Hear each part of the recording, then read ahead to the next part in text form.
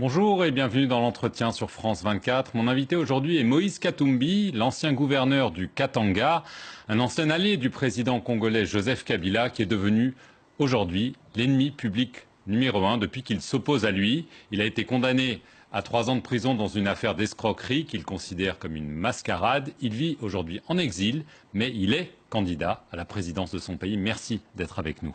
Merci beaucoup. Il y a quelques jours, le président Joseph Kabila était à New York. Il s'est adressé à l'Assemblée générale des Nations unies et il a affirmé, je le cite notamment, que le cap vers des élections crédibles, transparentes et apaisées est définitivement fixé. On sait qu'il y a eu un accord, l'accord dit de la Saint-Sylvestre, d'après lequel ces élections doivent avoir lieu d'ici le 31 décembre 2017. Quelle est votre réaction? Vous savez, c'est vrai, le président Kabila est allé à New York. J'espère son discours, il va une fois respecter son discours parce qu'il a un mépris total pour le peuple congolais, parce que M. Kabila ne veut pas partir. S'il est allé à New York dire qu'on doit respecter notre constitution, lui-même ne respecte pas la constitution. J'espère cette fois-ci il n'a pas menti et qu'il va tenir sa parole, parce que pour moi c'est un discours vide et que le président Kabila doit savoir qu'il y a quand même 80 millions de Congolais qui souffrent chaque jour. Alors, cette date du 31 décembre 2017, pour vous, elle est sacro-sainte. S'il n'y a pas d'élection à cette date, le président Kabila doit partir. On ne peut pas prolonger cet accord parce qu'on sait que les élections sont compliquées, coûteuses à organiser dans un pays tel que le vôtre. Vous savez, s'il n'y a pas élection, le président Kabila doit partir le 31 décembre. Et nous allons faire appel à la rue, parce que la Constitution le permet. L'article 64 de notre Constitution, si un groupe d'individus veut prendre tout un peuple en otage, donc nous allons les chasser. L'insurrection.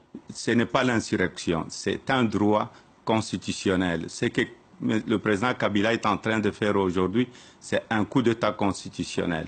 Il a eu la chance d'avoir une année supplémentaire que nous avons acceptée parce qu'on ne voulait pas le chaos dans notre pays. Vous le regrettez? A posteriori, vous avez été naïf? On ne le regrette pas parce qu'on savait que le président Kabila n'allait pas tenir sa parole. Mais il peut encore le faire, il a 3 mois pour le faire. Il a 3 mois, il peut bien partir. S'il le fait, nous allons le féliciter. Mais vous n'y croyez pas? Je n'y crois pas parce que vous allez voir, il viendra avec un calendrier de plus de 2 ans ou 3 ans. Il veut faire un peu comme la Côte d'Ivoire avec le président Gbagbo. Et nous disons ceci, trop c'est trop. Si le président Kabila n'organise pas l'élection le 31 décembre, il y aura une transition sans Kabila. Et nous allons faire appel officiellement au peuple congolais de chasser le président Kabila. C'est un droit du peuple congolais. Vous refusez aujourd'hui tout nouveau dialogue, toute nouvelle négociation? Vous savez, nous n'allons pas négocier parce que même la population congolaise, nous aussi, l'opposition n'était pas d'accord, ni la société civile.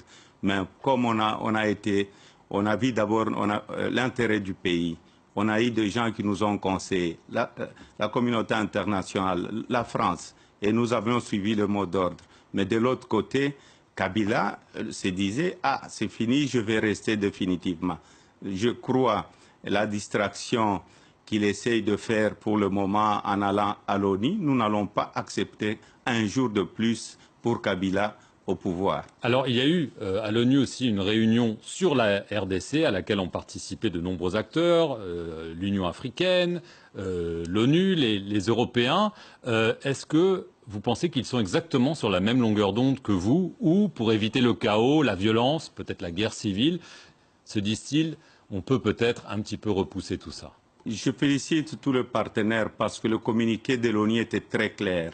Et ce communiqué, tout le monde était là. La SADC, l'Union africaine, l'Union européenne, les États-Unis et les autres partenaires. Ils ont parlé d'une seule voix. Le respect de l'accord de la Saint-Sylvestre, organiser les élections dans les délais, donc la résolution 2348. Et je félicite tout le monde et j'espère que le président Kabila a compris qu'il y a un temps pour tout, il y a un temps pour partir aussi. Alors, est-ce que vous pensez de façon réaliste, qu'il peut encore décider de partir? Il a indiqué qu'il ne voulait pas rester. Bon, Il n'a pas précisé de date, c'est parce qu'il veut rester, c'est pourquoi il a créé le CENSA chez nous pour flouer encore le peuple congolais. Un jour de plus, nous n'allons pas accepter. Et nous donnons un conseil au président Kabila. Il est temps, il doit partir parce que le Congo n'a plus besoin de dictature et la communauté internationale était très claire sur ça, que le président Kabila doit respecter la résolution 2348. S'il part, est-ce que vous lui promettez l'immunité contre des poursuites? Vous savez, s'il part, moi je ne suis pas d'accord qu'on puisse poursuivre un ancien président et son entourage. Pourquoi il ne veut pas partir? C'est la question qu'on doit se poser. Si le président Kabila ne veut pas partir parce qu'il a des choses à cacher. Au contraire, s'il part, s'il décide de partir, le président Kabila va rester au pays, il est sénateur à vie et le président va continuer avec ses affaires au pays. Alors, il y a aussi la situation sécuritaire qui est préoccupante en ce moment dans le Kasaï. Est-ce que vous pensez, comme certains, que cette violence est peut-être orchestrée par le pouvoir, justement, afin de justifier ce qu'on a appelé le glissement de ce calendrier électoral? Est-ce que c'est votre analyse?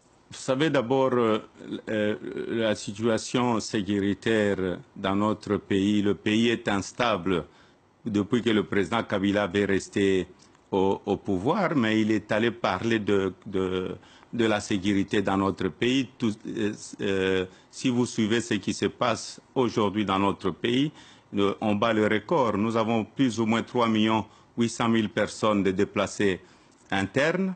Et cette milice de Kamwina Nsapu au Kasaï, il n'y a jamais eu de miliciens. C'est quelque chose qui a été organisé par le président Kabila et son gouvernement pour retarder les élections. Donc vous dites que sciemment, le pouvoir organise cette violence pour pouvoir dire à la communauté internationale la sécurité n'est pas assurée, pas d'élection. C'est ce que vous dites. Mais bien sûr, c'est le pouvoir parce que... C'est très grave. Ce n'est pas très grave, c'est une réalité et pour créer l'insécurité dans notre pays.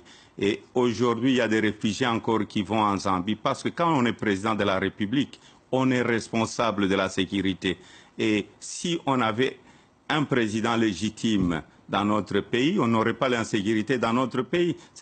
Combien de milliers de personnes se sont déplacées au Kasaï? Combien de morts? Combien de fausses communes? À l'époque de Mobutu, la communauté internationale avait tourné le dos contre le président Mobutu à cause d'une seule personne tuée à l'université de Lubumbashi. Mais le président Kabila aujourd'hui, avec son gouvernement, se permet de tuer tout le jour dans notre pays. Alors il y a deux personnes notamment qui ont attiré l'attention, qui sont mortes, deux experts de l'ONU, Michael Sharp et Zaida Catalan.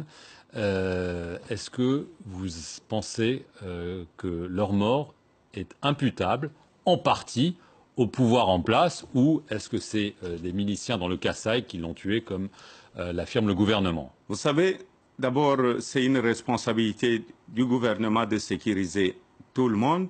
Les experts qui ont été tués, je crois, l'ONU avait demandé qu'on puisse envoyer des experts.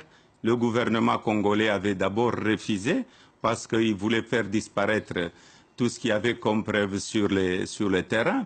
Si le gouvernement congolais n'était pas impliqué, ils allaient accepter. Si la conscience du président de la République passe, c'est lui le garant. Mais être le garant, excusez-moi, être le garant, c'est une chose. Là, certains, nos confrères de RFI, ont amené des éléments qui laissent à penser que c'était peut-être un guet-apens tendu par les services de l'État. Donc, il y a une responsabilité générale, je la comprends, mais est-ce que dans ce cas-là, vous pensez qu'ils ont peut-être été victimes d'une machination? Mais vous savez qui est responsable numéro 1 de la sécurité dans notre pays? C'est les chefs de l'État. Mais dans ce cas-là? Même dans ces cas-là, c'est lui le responsable numéro 1. Parce que le problème, c'est quoi? Quand le Congo avait refusé quand il a refusé d'accepter les experts qui devaient venir au Kasaï, quand il a refusé, donc, il voulait cacher quelque chose. Si votre conscience est tranquille, vous n'allez pas cacher. Au contraire, si j'étais à la place du président Kabila, j'allais dire c'est une très bonne chose, je voudrais la paix dans mon pays, venez le plus vite possible et je vais punir les gens qui seront complices. Alors, Moïse Katumbi, vous, personnellement, il y a des poursuites contre vous dans votre pays. Vous avez annoncé plusieurs fois votre retour. Vous semblez le différer. Est-ce que vous avez peur de rentrer? Vous savez, d'abord, c'est des procès bidons. Les évêques l'ont dit que c'était de mascarade.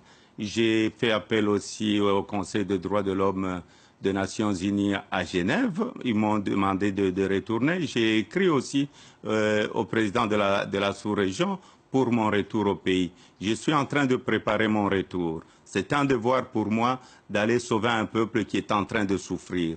Aujourd'hui, les fonctionnaires sont très mal payés, les militaires sont très mal payés, les policiers sont très mal payés parce que nous n'avons plus un état de droit. Quand allez-vous rentrer? C'est la question que tout le monde se pose. Mon retour est imminent. Vous savez, je suis en train de préparer mon retour.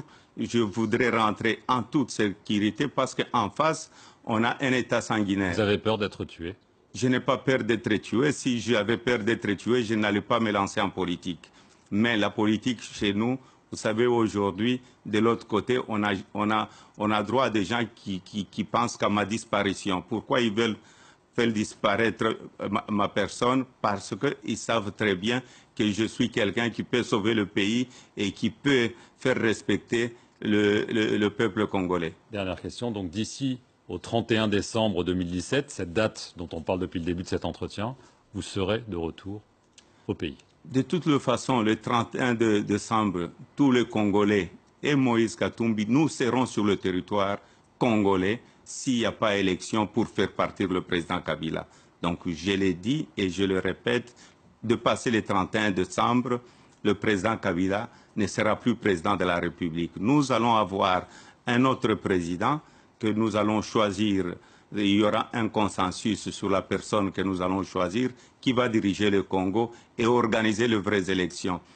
Le président Kabila ne doit pas nous distraire à nous dire qu'il veut organiser les 12 élections, il veut prendre, il demande les 2 ans. Il n'aura pas une minute de plus le 31 décembre 2017.